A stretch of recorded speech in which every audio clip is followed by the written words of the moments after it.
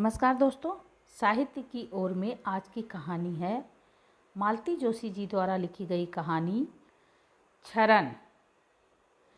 रोते रोते शर्माइन की हिचकी बंध गई थी। उनके दुख से एक बारगी बिमला जी का मन भी भीग उठा। हालांकि वह जानती थी कि रोने का कारण एकदम बचकाना था। आज फिर गोविंद जी के भोग से पहले लोगों ने खाना जुठार दिया था। कुछ कहने जाओ तो बहू चढ़ बैठती है। अब 12 बजे तक ठाकुर जी का भोग न लगे तो क्या आपके बेटे को भूखा ही दफ्तर भेज दूं? बच्चे क्या रोज़ डबल रोटी खाकर स्कूल जाएंगे? बहन जी, बिमला जी ने सांत्वना के स्वर में कहा, मैंने कितनी बार कहा है कि अपना पूजा पाठ अब अपने तक ही रखिए। आजकल ना तो किसी को इन चीज़ों में श्रद्धा रही है, न किसी के पास इतनी फुर्सत है। आप देखती तो हैं कि सुबह से कैसी भागम भाग मची रहती है। शहर में तो सारे कायदे ही उलट पुलट हो जाते हैं। हड़बड़ी में किसी को नहाने का भी होश नहीं रहता, ऐसे ही रसोई में घुस जाती हैं। अब ऐसे खाने का आप क्या भोग लगाएंगी? तुम ठीक कहती हो बहना। जब से तुमने समझाया है, हम भी अब घर में टंटा बखेड़ा नहीं करती। बस अपनी परसी थाली का भोग लगाकर हाथ जोड़ लेती हैं कि लो, जैसा तुम खवा रहे हो हम खा रही हैं, हमारे संग तुम भी खाओ। पर बहन, आज तो शरद पूनो थी। उनका स्वर फिर रुआंसा हो गया। आज हम खुद रसोई में घुसी थीं। अपने कन्हैया के लाने हमने खीर बनाई थी। हमें कौन पता था कि मरा दफ्तर आज भी लगेगा, स्कूल की छुट्टी नहीं होगी। नहीं तो हम तड़के ही उठकर बना देती। कहते कहते फिर वे सिसक पड़ी। बिमला जी ने उन्हें चुप कराने का प्रयास नहीं किया। शांत भाव से उन्हें देखती रहीं। सोचा, जी भरकर रो लेंगी तो मन थोड़ा हल्का हो जाएगा। घर पर तो शायद खुलकर रोना भी मुहाल होगा। जब उनकी रुलाई का आवेग कुछ कम हुआ तो बिमला जी ने सांत्वना के स्वर में कहा, बहन जी अब सब्र कीजिए। बस यही समझ लीजिए कि चलते फिरते बाल गोपालों ने आपकी खीर का भोग लगाया है। सच कहूँ बहन, यह सारा फैलाव तो हम अपनी तृप्ति के लिए करते हैं, नहीं तो भगवान क्या हमारी कटोरी भर खीर के भूखे हैं? अरे वे तो भाव के भूखे हैं। अंतर्यामी हैं वे, आपकी पीड़ा को समझते हैं। इसलिए अब आप यह सोच अपने मन से बिल्कुल निकाल दीजिए, तभी संतोष मिलेगा। वाह बहन, धन हो।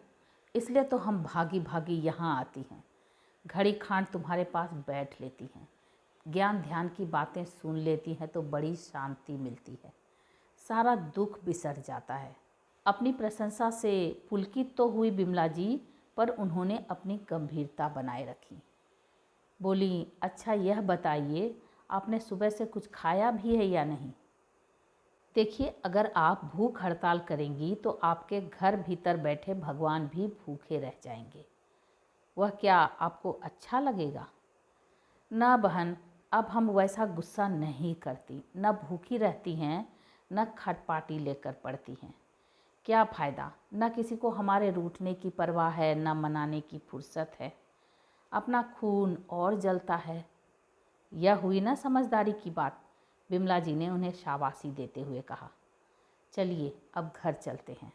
उनका बहुत मन था कि शर्माइन को थोड़ी देर के लिए अपने घर ले चलें, थोड़ा प्रकृतिस्थ हो लेंगी, पर साहस नहीं हुआ। पता नहीं बहू को अच्छा लगे ना लगे, बेटे के विचार तो उस दिन जान चुकी हैं। उस दिन वे लोग इसी तरह मंदिर से लौट रही थीं। रास्ते में समीर मिल गया, दफ्तर से लौट रहा था। माँ को देखते ही उसने गाड़ी रुकवाई, आदर सहित दोनों महिलाओं को जीप में बिठाया। शर्माइन का घर आते ही उसने खुद उतरकर उनके पीछे का दरवाज़ा खोला, गेट तक उन्हें छोड़ने गया। सिर झुकाकर उन्हें प्रणाम भी किया। बिमला जी तो गदगद हो गई। सुशील और विनम्र बेटा हो तो हर माँ के अभिमान का बिंदु होता है, पर उनका यह सारा अभिमान घर में पांव रखते ही चूर चूर हो गया। सोफे पर बैठकर जूते खोलते हुए समीर ने कहा था, मम्मी इस बुढ़िया को ज़्यादा मुँह न लगाया करो, बड़ी चेंटू है। वे सन्न रह गई। समीर ऐसी भाषा बोल सकता है, उन्हें तो विश्वास ही न हुआ। लगा कि उनके संस्कारों में जरूर कहीं खोट रह गया है। लगा जैसे उनकी सारी साधना विफल हो गई है। कसैले स्वर में बोली, बूढ़ी तो बेटा मैं भी हूँ, कल को मेरे लिए कोई ऐसी बात कहे तो तुम्हें कैसा लगेगा। कट कर रह गया समीर। फिर अपनी सफाई सी देता हुआ बोला, मैं तो यह कह रहा था मम्मी कि आपका उनका कोई मुकाबला नहीं, बेकार में बोर होंगी। ऐसा है बेटा, आदमी को हर हाल में एक हम उम्र साथी की तलाश होती है। बुढ़ापे में तो ये ज़रूरत और भी बढ़ जाती है। और मुझे क्या, 2 घड़ी बातें ही तो करनी है, कोई डिग्रियों की नुमाइश थोड़े ही लगानी है। समीर ने फिर कोई प्रतिवाद नहीं किया।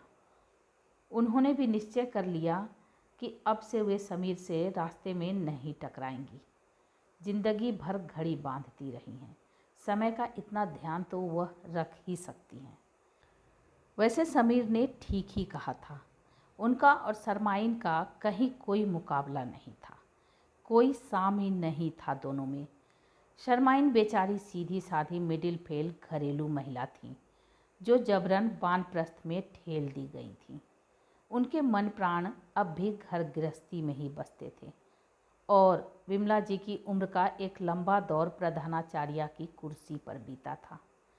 सेवानिवृत्ति के बाद वे मजबूरन बेटे की गृहस्थी में आ गई हैं, पर न उनका घर में मन रमता है, न बाहर जाने की इच्छा होती है। हमेशा से वे ऐसी नहीं थीं। एक समय था जब उन्हें भी घर गृहस्थी का शौक था।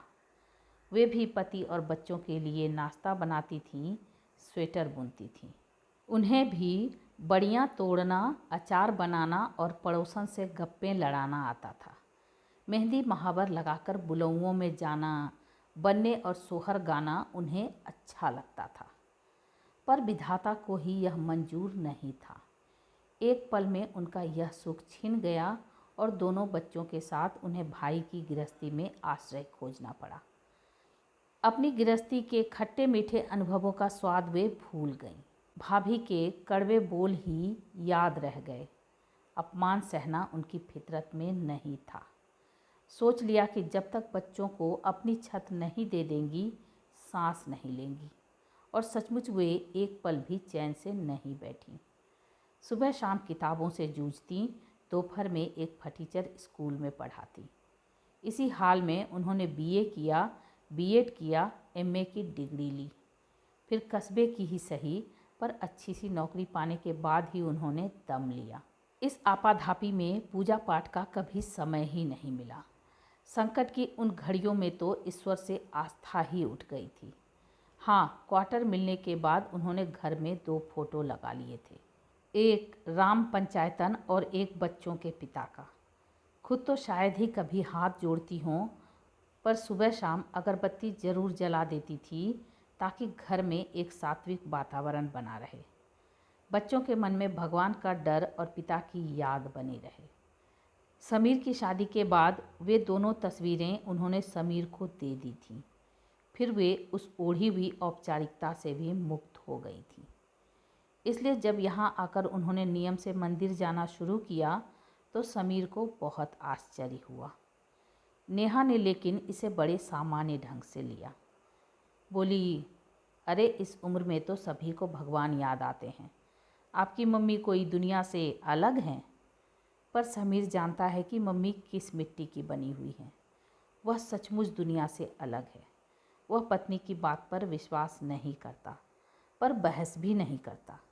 अच्छा ही है जो समीर बहस नहीं करता, नहीं तो किसी दिन कारण तक पहुंच ही जाएगा। और कारण ऐसा है कि बिमला जी को सोचते भी शर्म आती है। 3 बजते हैं और उनके पेट में मड़ोड़ सी उठने लगती है। मन चाय के लिए व्याकुल हो उठता है। कौन विश्वास करेगा कि अपनी तलब को भुलाने के लिए ही वे मंदिर की ओर भागती हैं। उन्हें अपना वह छोटा सा पर सुसज्जित ऑफिस याद आता है। घड़ी की सुई 3 पर होती और जमुना मेज पर चाय रख जाती। कभी उसे आवाज़ देकर याद दिलाने की ज़रूरत नहीं पड़ी। उस समय अगर कोई बाहर वाला बैठा होता तो उसके लिए भी बिना कहे चाय आ जाती। लेकिन स्टाफ के लोग उस समय वहाँ झांकते भी नहीं थे। सब जानते थे कि मैडम का टी टाइम है। इसमें कभी व्यतिक्रम नहीं हुआ। सुषमा जब तक थी बना कर देती थी।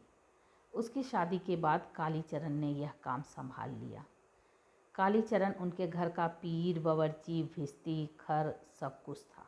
रिटायरमेंट के बाद वे जब राजपुर से चलने लगी थीं तो जमुना और कालीचरण कितना रोए थे। यूँ तो सारा स्टाफ, सारी छात्राएं रोई थी, पर ये दोनों तो किसी से संभल ही नहीं रहे थे। बिलख बिलख कर कह रहे थे, अरे हमारी तो माँ जा रही हैं, हमें रोने भी ना दोगे क्या? अब यहाँ आकर सब सपना सा लगता है। माँ बिछुड़ने पर कौन इतना रोता है आजकल? वह तो कोई और ही रिश्ता था। दुख तो उन्हें भी हुआ था। अपनी बसाई हुई दुनिया छोड़ते किसे दुख नहीं होता। खुशी की बात यही थी कि समीर और नेहा स्वयं उन्हें लिवाने पहुंच गए थे।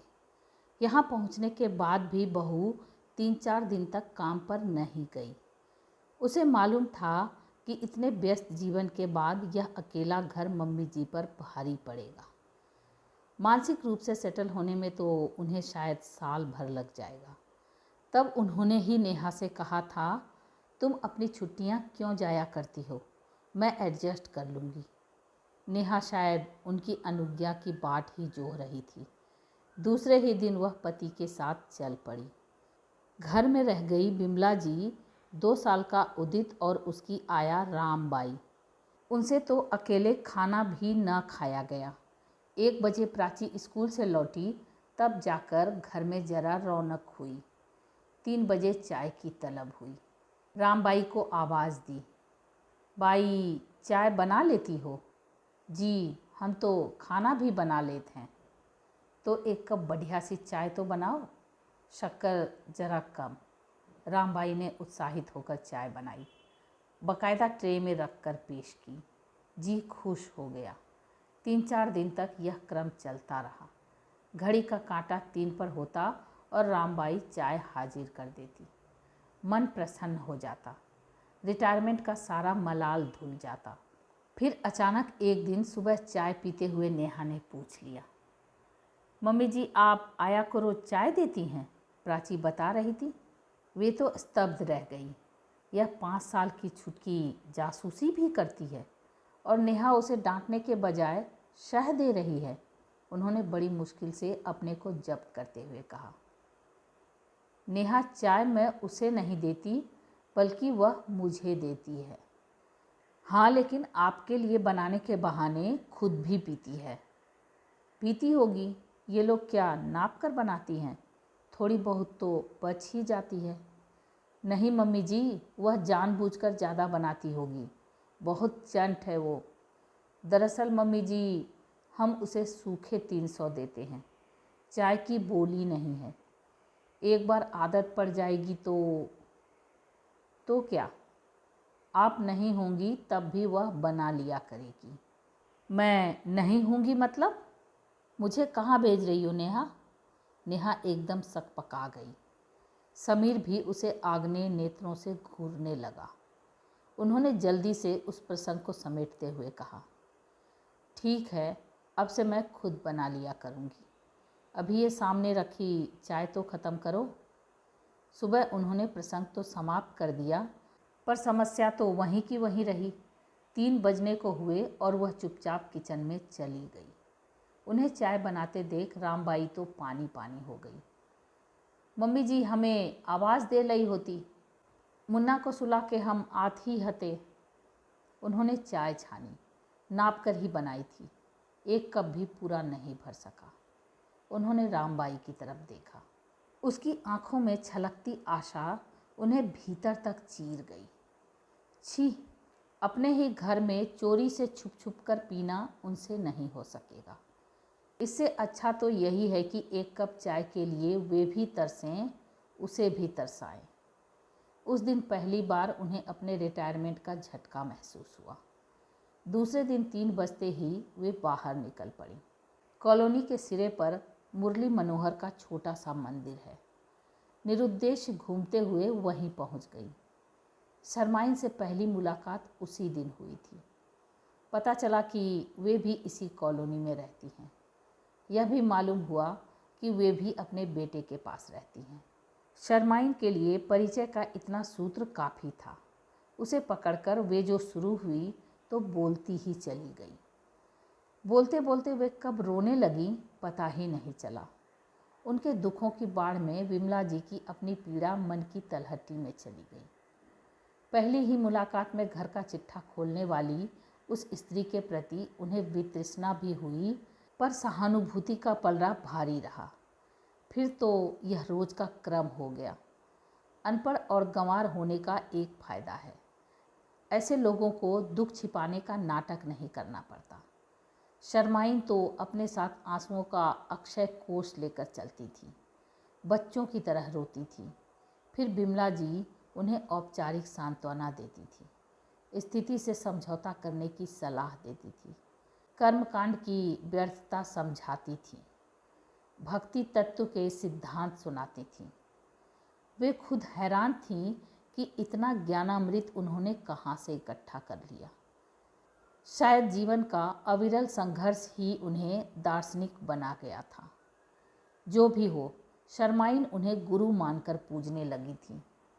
इस चक्कर में 3 बजे की चाय कब छूट गई पता ही नहीं चला। एक दिन रविवार की दोपहर को समीर खुद उनके लिए चाय बनाकर लाया तो उन्होंने निग्रहपूर्वक मना कर दिया। आपने चाय छोड़ दी, क्या बात करती हैं? कोशिश कर रही हूँ रे, आजकल डॉक्टर लोग कम पीने की सलाह देते हैं ना। समीर ने फिर जिद नहीं की। नेहा ने एकाएक पैर छुए तो वे चौंक पड़ी। देखा नेहा नई नकोर साड़ी पहने हैं, वही जिस पर कल खड़े खड़े फॉल लगवा लाई थी। उसे ढेरों आशीर्वाद देने के बाद उन्होंने पूछा, कहीं जाने की तैयारी है? हाँ मम्मी जी, हम लोग कंसर्ट में जा रहे हैं। आप बच्चों को देख लेंगी ना? वैसे 8 बजे तक तो रामबाई रह जाएगी, बस 1 आध घंटे का सवाल रह जाएगा। उन्हें उत्तर देने में थोड़ा विलम्ब लगा। बच्चों को संभालने की अभी आदत नहीं पड़ी है, जी घबराता है। उनकी चुप्पी का समीर ने पता नहीं क्या मतलब लगाया। बोला, मम्मी आप चलेंगी? शिव कुमार शर्मा का संतूर वादन है, आप तो उनकी फैन है ना? एक क्षण को उनका भी मन ललचा गया। रेडियो पर, रिकॉर्ड प्लेयर पर तो कई बार सुना है, पर सामने बैठकर सुनने का आनंद ही कुछ और है। पर उन्होंने देखा नेहा के चेहरे की रेखाएं खींचने लगी थी, इसलिए अपने को जब्त करके बोली, नहीं रे, अब 2-3 घंटे एक जगह बैठने की ताकत नहीं रही। वैसे अब टीवी पर सबको देख ही लेती हूँ, उतना साफ तो हॉल में भी क्या दिखेगा। उन्होंने स्पष्ट अनुभव किया, पति पत्नी दोनों ने राहत की सांस ली है। मतलब समीर का अनुरोध भी औपचारिक था। ऐन वक्त पर उमड़ी सदाशयता थी वह, नहीं तो क्या पहले से नहीं कह सकता था? मम्मी जी, नेहा मिश्री घुले स्वर में बोली, आप खाने के लिए मत रुकिएगा, हमें देर लग जाएगी। तभी कपूर लोग आ गए जिनकी प्रतीक्षा हो रही थी। समीर की गाड़ी में ही जा रहे थे सब। आपने बच्चों का क्या इंतजाम किया? मिसेस कपूर पूछ रही थी। मदर इन लॉ है ना, नेहा ने दर्प के साथ उत्तर दिया। यू आर लकी यार, हमारे साथ तो साली बड़ी प्रॉब्लम है। जानती हैं, मिनी को पड़ोस में छोड़कर आए हैं। उन्हें झुरझुरी हो आई। लड़कियों का यार कहना उन्हें कभी अच्छा नहीं लगा। साला तो उन्हें समीर के मुंह से भी सुनना गवारा नहीं था। समीर जब हॉस्टल से पहली बार लौटा था तो इतना भुनभुनाया था बहन के पास, ढंग की 4 गालियां नहीं आती मुझे, सीनियर सब गर्ली कहकर चिढ़ाते हैं। मतलब पुरुष है तो उन्हें गालियां जरूर आनी चाहिए, लेकिन जब अकेली औरत बच्चों को पालती है तो वह बाकी सब कुछ कर सकती है, बेटे को मर्दाने तेवर नहीं सिखा सकती। अब तो खैर भाषा से स्त्री पुरुष भेद ही मिट गया है। शिव कुमार शर्मा कितना हैंडसम है ना, नेहा चिहुक रही थी। मैडम हम उन्हें सुनने जा रहे हैं, देखने नहीं। समीर ने टोका तो नेहा मुट्ठी तानकर उसकी ओर लपकी। यू जेलस बूट। फिर सास की उपस्थिति का ख्याल आते ही सहम कर चुप हो गई। उन्होंने सारे प्रसंग को अनदेखा अनसुना करते हुए कहा, अब तुम लोग घड़ी की ओर भी तो देखो, 6:45 तो यहीं हो गए हैं। वे लोग हड़बड़ा कर उठे। थोड़ी देर में हॉल खाली हो गया। वे कुछ देर तक वहीं बैठी रहीं, शोकेस में सजी समीर की पुस्तकें और कैसेट्स देखती रहीं। उन्हें खुशी हुई कि इतनी जानलेवा नौकरी के बावजूद समीर में सांस्कृतिक चेतना कायम है। अच्छे और बुरे की पहचान है उसमें। बच्चों के मानसिक और बौद्धिक विकास के लिए उन्होंने जितना श्रम किया था, समीर ने उसे व्यर्थ नहीं होने दिया था। कस्बे में रहते हुए भी वे हमेशा जागरूक रहीं कि उनके बच्चे देहाती या गंवार न कहलाएं। पता नहीं कहाँ कहाँ से किताबें मंगवाती थीं। पति के ज़माने का एक रिकॉर्ड प्लेयर था घर में। उनके लिए अच्छे अच्छे रिकॉर्ड्स खरीदती थी। समीर को क्रिकेट्स की महंगी किट खरीद कर दी थी। सुषमा बैडमिंटन खेलती थी। दोनों बच्चों के लिए इंग्लिश कन्वर्सेशन की, सितार की, तबले की ट्यूशन लगवा रखी थी। सुषमा तो अब अपनी गृहस्थी में ऐसी रच बस गई है कि रोज़ का अखबार तक पलट कर नहीं देखती, बस दिन भर वीसीआर पर पिक्चरें देखती रहती है। पर समीर अब भी साहित्य से, संगीत से जुड़ा हुआ है। वह नेहा को भी अपने रंग में रंगना चाहता है। नेहा भी प्रेम में उसके साथ हर जगह जाती है, पर उसके लिए हर कार्यक्रम का मतलब है नई साड़ी का उद्घाटन। रात 8 बजे उदित को सुलाकर रामबाई घर चली गई। उसके बाद दादी और पोती खाना खाने बैठी। दादी माँ, हमें हलवा चाहिए। प्राची को सुबह शाम गाजर का हलवा चाहिए। उसकी माँ ने इसलिए ढेर सारा बना रखा है, पर दादी उसे दोपहर को खाने नहीं देती। उस समय बाहर बरामदे में रामबाई अपना अल्मुनियम का टिफ़िन खोलकर बैठी होती है। उसके खाने का वे 2-4 बार नज़ारा कर चुकी हैं, पर अचार की एक फाँक देने का भी उन्हें साहस नहीं होता। बहू ने जता रखा है कि सूखी तनख्वाह की बोली है, खाने का ठहराव नहीं है, आप आदत मत बिगाड़िए। इसलिए वे दोपहर को प्राची को हलवा नहीं देती, मन ही नहीं होता रात के खाने में। लेकिन रोज़ ही वह स्वीट डिश की तरह सामने आता है। अक्सर ही मना कर देती हैं। नेहा बुरा सा मुंह बना लेती है तो समीर समझाता है, दरअसल मम्मी को फ्रिज में रखी चीज़ें खाने की आदत नहीं है ना। पर असली कारण तो वह नहीं जानता। वे शायद उसे बताएंगी भी नहीं, पर खुद उस प्रसंग को भूल नहीं पाती हैं। अभी 5-6 दिन पहले की ही तो बात है। उदित का जन्मदिन था। काफ़ी लोगों का खाना था। उसके लिए मेहनत और तैयारी भी काफ़ी करनी पड़ी थी।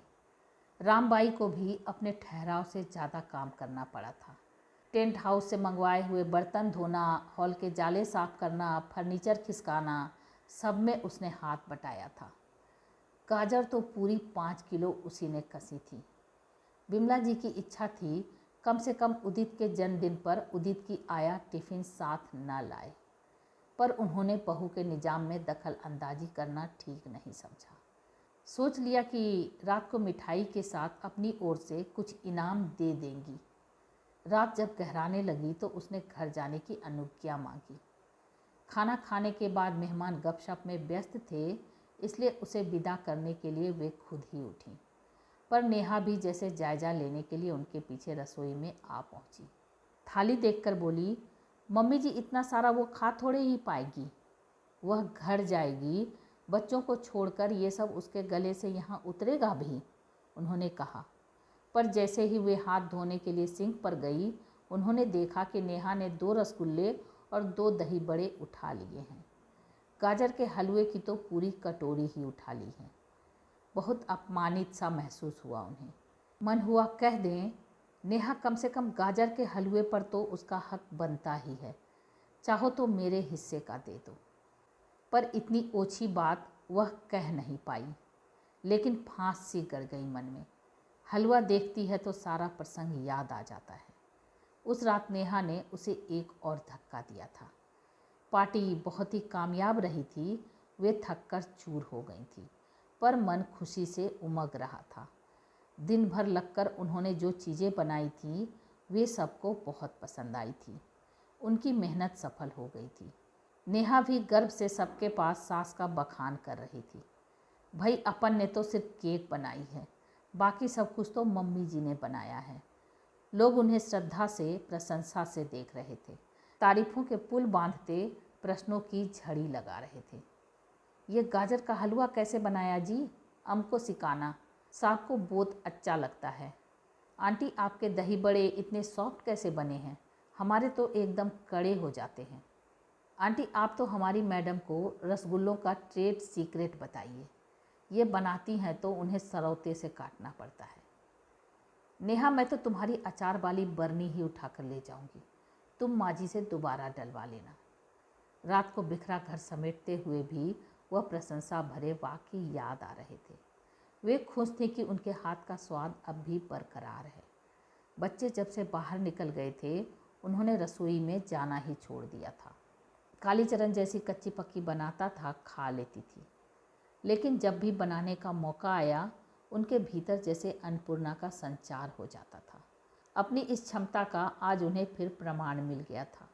डोंगे बार बार खाली हो रहे थे और वे उत्साह से उन्हें नए सिरे से भर भर कर ला रही थी। इस उम्र में भी उनकी चुस्ती और स्फूर्ति देखकर लोग आश्चर्य कर रहे थे। नेहा उनका हाथ बटाने आई तो उन्होंने कहा, यह तो मैं कर लूँगी, तुम किचन में देख लो। कौन सा बर्तन किस में खाली करना है, क्या फ्रिज में रखना है, क्या अलमारी में, यह सब मेरी समझ में नहीं आएगा। रखने को अब बचा ही क्या है, बस एक हलवा भर है। उनके कान खड़े हो गए। नेहा के स्वर में कहीं आक्षेप की गंध तो नहीं है? क्या उनका मनुहार कर करके खिलाना उसे अच्छा नहीं लगा? पर उन्होंने प्रयत्नपूर्वक यह विचार झटक दिया और कहा, अगर कुछ बचा नहीं है तो यह तो खुशी की बात है। मैं तो डर रही थी कि तुम्हारी सहेलियों को पता नहीं पसंद आएगा भी कि नहीं। पसंद क्यों नहीं आएगा? चटोरी हैं सब की सब, दूसरों के यहाँ तो खूब सूत के खाएगी, पर इनके यहाँ जाओ तो बस चाय और बिस्कुट पकड़ा देती हैं। वे तो अबाक रह गईं। घर आए मेहमानों के लिए कोई इस तरह कहता है? सुषमा होती तो वे उसे डपट देती, पर अब बहू से क्या कहें। क्या यह लड़की सचमुच नहीं जानती कि दूसरों को खिलाकर कैसी तृप्ति मिलती है? क्या इसे पता नहीं है कि रसोई के खाली बर्तन गृहिणी के मन को खुशी से भर देते हैं? क्या अतिथि सत्कार अब मात्र एक औपचारिकता ही रह गई है? क्या महंगाई सचमुच इतनी बढ़ गई है कि हमारे मन सिकुड़ने लगे हैं? प्रश्नों की उस भीड़ में एक बात स्पष्ट रूप से उभरकर सामने आई। उन्हें मानना पड़ा कि बहुएं अपने साथ केवल दान दहेज ही नहीं लाती, अपने संस्कार भी लाती हैं, और वे संस्कार नए घर में भी धीरे धीरे अपनी जड़ें जमाने लगते हैं। सुषमा ने इस बार भी संतरों की सौगात भेजी है। उसके यहाँ बड़े बड़े बागीचे हैं। आम, अमरूद और संतरे अपने अपने मौसम में खूब फलते हैं। संतरा तो साल में 2 बार आता है। सुषमा भी माँ के पास, भाई के पास हर मौसम के फल भेजती है। जब राजपुर में थी तो वे सारे मोहल्ले में सुषमा के बगीचे का मेवा बांटती थी, स्टाफ को भी खिलाती थी। सभी लोग सुषमा को खूब असीसते थे। उनसे भी कहते थे, बहन जी बड़ी भागों वाली हो आप, लड़की को बड़ा अच्छा घर वर मिला है, और जैसा बड़ा घर है वैसा ही बड़ा दिल भी है उसका। वे सुनती और उनकी छाती चौड़ी हो जाती। इस बार तो सुषमा की सौगात से उन्हें कुछ ज़्यादा ही खुशी हुई थी। इस घर में आने के बाद से पहली बार लगा कि वे अपनी मर्जी से कुछ कर सकती हैं। उन्हें नेहा का मुँह जोहने की ज़रूरत नहीं है। उन्होंने प्लास्टिक की सुंदर टोकरियों में सजाकर अड़ोस पड़ोस के घरों में संतरे पहुंचाए। रामबाई के लिए एक पैकेट अलग से रख दिया। समीर के ड्राइवर को भी वे नहीं भूली। मंदिर जाते समय एक पैकेट शर्माइन के लिए भी साथ लेती गई। उनसे कहा, हमारी बिटिया के बाग के हैं, हमारी ओर से अपने राधा गोविंद जी को अर्पण कर दीजिएगा। उस सरल वैष्णवी ने वह पैकेट माथे से छुआ कर रख लिया। वे जानती हैं कि अब जब तक भोग नहीं लगा लेंगी, शर्माइन एक फाँक भी मुंह में नहीं देंगी। रात बिस्तर पर लेटी तो मन बड़ा प्रसन्न था। बरसों की आदत थी उनकी, हमेशा दोनों हाथों से लुटाती ही रही थी। अपना ज्ञान, अपना प्यार, कुछ भी तो उन्होंने सेंध कर नहीं रखा। यहाँ आकर सब कुछ थम गया था। बड़ी घुटन सी होती थी। आज मन जैसे एकदम हल्का हो आया। सुनिए जरा, अमरावती का कोड तो बताइए, सुषमा को फ़ोन करना है। वे एकदम उठ बैठी। नेहा सुषमा को फ़ोन लगा रही है। चलो अच्छा है, वे भी 2 बातें कर लेंगी, बच्चों के हाल चाल पूछ लेंगी। वे चलकर दरवाजे तक गई भी, पर वापस लौट आई। नेहा क्या सोचेगी कि मम्मी इधर ही कान दिए रहती हैं। समीर तो उन्हें खुद ही आवाज़ दे लेता है, फिर इतनी बेसब्री क्यों। वे सावधान की मुद्रा में पलंग की पाटी पर ही बैठ गई। समीर जैसे ही बुलाएगा वे फट से चल देंगी। उधर फ़ोन पर नेहा शुरू हो गई थी। दीदी मैं नेहा बोल रही हूँ। हाँ यहाँ सब ठीक है, मम्मी जी भी बिल्कुल ठीक हैं, रोज़ घूमने जाती हैं। मैंने कहा आपको धन्यवाद तो दे दूँ। अरे भाई आपके संतरों के लिए, आपके बगीचे के हैं ना, तो आपकी ही तरह मीठे होंगे। अरे अभी चखे कहाँ हैं, ज़रा कॉलोनी वालों का राउंड पूरा हो जाए, बच जाएंगे तो हम भी चख लेंगे।